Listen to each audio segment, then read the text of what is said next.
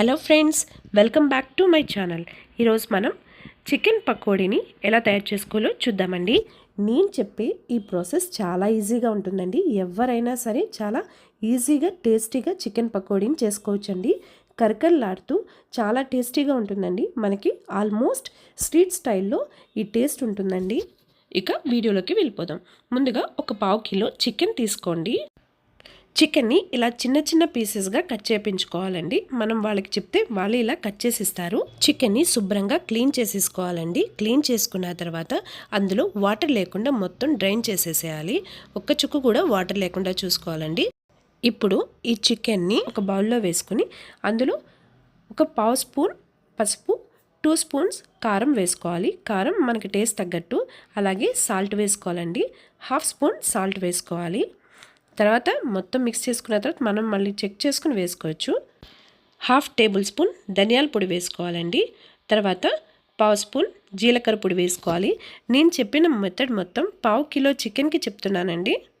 దాన్ని బట్టి మీరు కొలతలు చూసుకోండి. గరం మసాలా 2 టేబుల్ స్పూన్స్ వేసుకోవాలి. అల్లం వెల్లుల్లి పేస్ట్ 1/2 టేబుల్ స్పూన్ వేసుకోవాలండి. ఆ క్లిప్ మిస్ అయింది.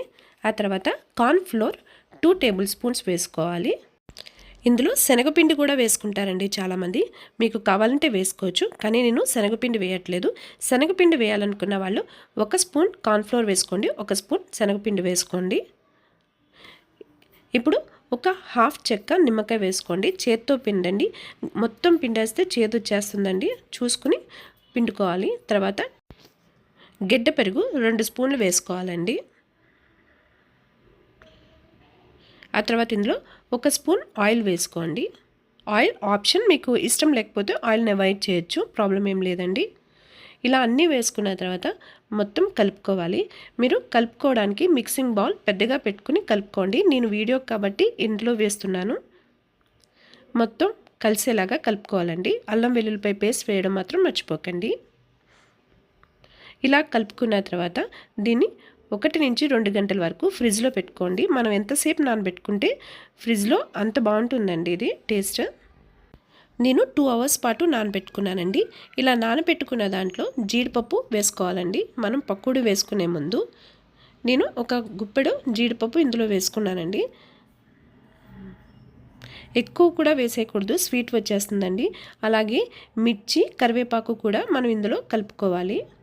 పొడుగ్గా కట్ చేసుకున్న మిర్చి అలాగే కరివేపాకు కూడా ఇందులో వేసుకోవాలండి. బాగా కాగిన ఆయిల్లో ఈ చికెన్ని వేసేసుకోవాలి. మనం వేపుళ్ళకి ఎంత ఆయిల్ వేసుకుంటామో అంత ఆయిల్ వేసుకోవాలండి.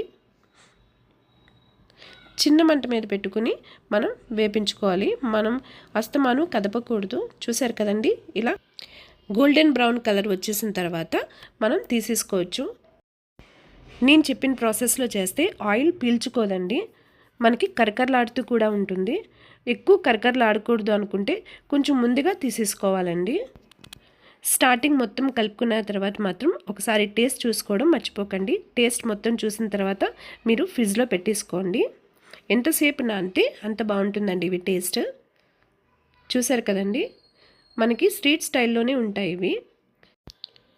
ఆయిల్ అస్సలు పీల్చుకోలేదండి. టేస్ట్ కూడా చాలా బాగున్నాయి. స్ట్రీట్ స్టైల్లోనే టేస్ట్ ఉందండి. మనకి ఇంట్లో చేసుకోవడం వల్ల ఆయిల్ మంచిగా యూస్ చేసుకుంటాము. అందులో యూస్ చేసే ఇంగ్రీడియంట్స్ అన్నీ కూడా మనం మంచిగా యూస్ చేస్తాం కాబట్టి హెల్త్ కూడా డిస్టర్బ్ అవ్వదండి. మెథడ్ కూడా చాలా సింపుల్గా ఉంటుంది కాబట్టి ఎవరైనా ఈజీగా చేసేసుకోవచ్చండి. రూమ్స్లో ఉండేవాళ్ళు, బ్యాచిలర్స్ కూడా చాలా సింపుల్గా ఈ మెథడ్లో చేసేసుకోవచ్చు.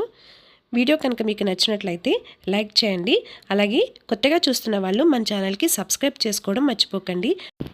మరొక మంచి వీడియోతో మళ్ళీ మీ ముందుకు వస్తాను. అంతవరకు నమస్కారం.